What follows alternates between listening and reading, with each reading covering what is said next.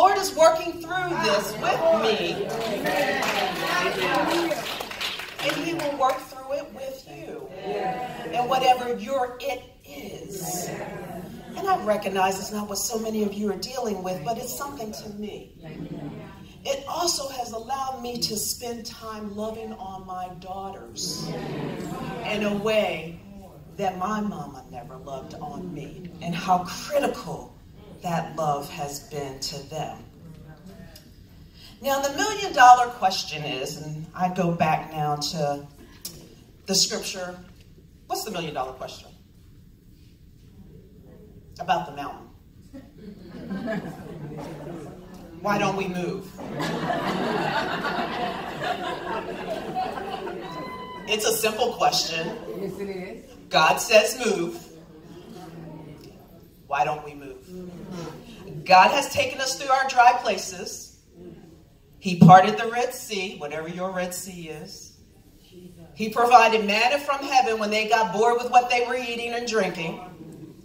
He sustained them.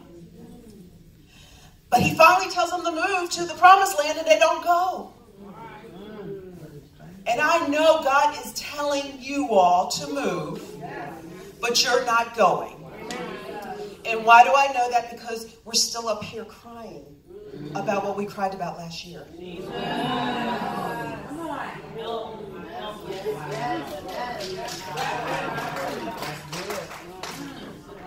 You've had a year.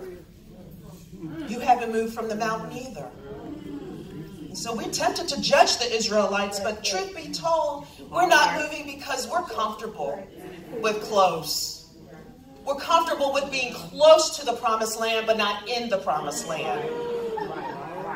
Okay, all right. You don't believe me? We make spaces that are temporary, permanent. They're, part of that scripture reads that they're in their tents grumbling about why in the world has Moses led us from here. We want to go back to Egypt. We want to go back to being enslaved. But in fact, they want to stay in tents when God has promised tabernacles over in Canaan. You're taking places that are supposed to be temporary and making them your permanent places of promise. That was never the intention for you. God chose you. You were intended to be in greater. I thought this conference was called Getting to Great. Not Getting to Good.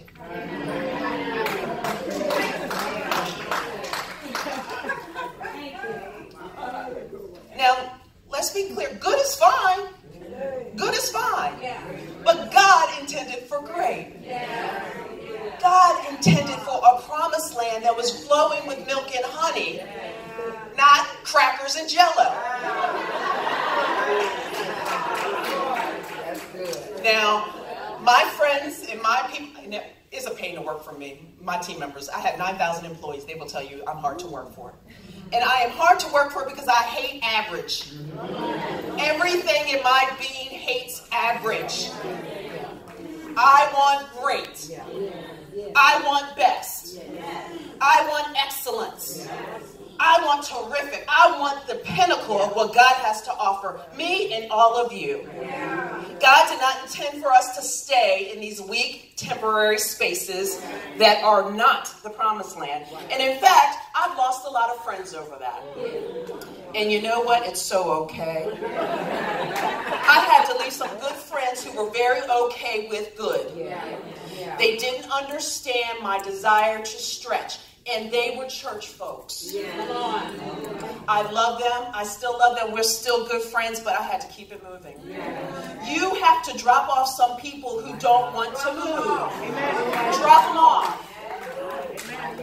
God has told you to move, but you're holding on to Bobby, Larry, Susie, Chrissy, and everybody else who likes good. Now, I faced a tough decision 5 years ago, and those 5 years, and I lived in Durham, and I worked at Duke Hospital for almost 20 years. That's a long time to work at one place, right? And I had to make a hard decision whether to go to Virginia or not. And it was a hard decision because Duke offered me a job as a CEO too. of a smaller hospital. And I realized that I needed to go to Virginia. I was being called to Virginia, despite all the hard decisions that came with that. Moving daughters who were in high school, whew, never again on that one. Moving a spouse who had a career, two careers, as a pastor and as a professor in North Carolina, and realizing we were going to have to do some commuting back and forth.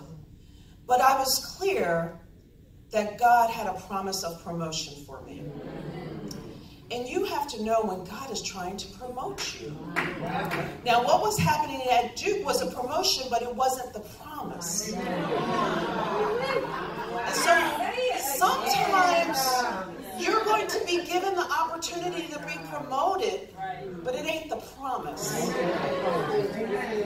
And you have to be able to discern the difference between those moments and the real promise. And guess what? It's not predicated on a new title. It's not predicated on more money. It's not predicated on what you can get.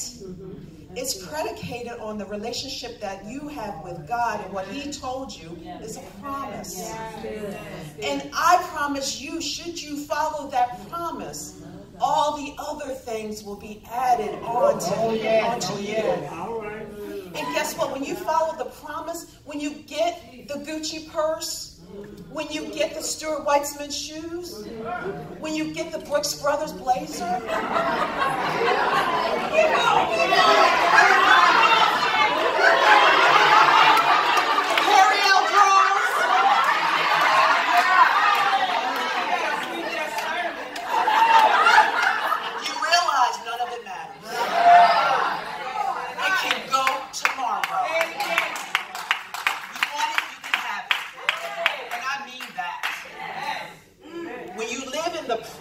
of where you're supposed to go. All the other stuff you don't care about anymore. I'm just saying. Follow the promise. Now, the next point is you got to know when it's time to leave a place or person. And all the pastors today have talked about your appointed time, your anointed time versus the perfect time. And last year I talked about this too. We all want the perfect time. We want everything wrapped up in the bow, nice and neat. I planned it this way, God. I wanted it this way. Now, let me be the first to say planning is important. Planning is absolutely important, but put it in pencil. Put it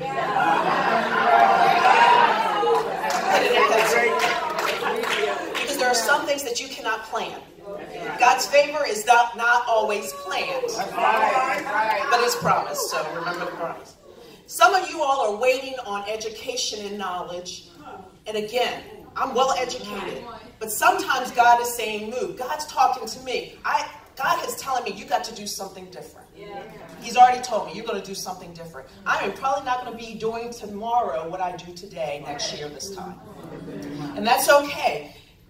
But I've always been anxious about it because I'm not educated in this area. God said, that's all right. Amen. I can use the one little grain of the mustard seed. Y'all see that little mustard seed grain?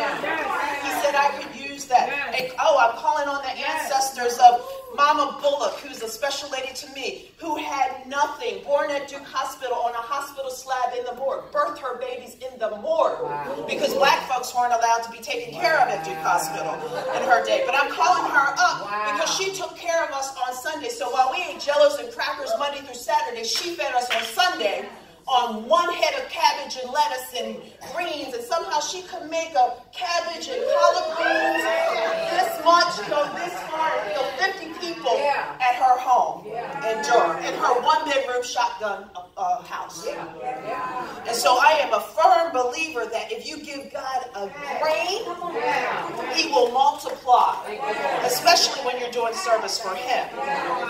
Now, speaking of knowledge and wanting to have knowledge and skills, let me remind you of something.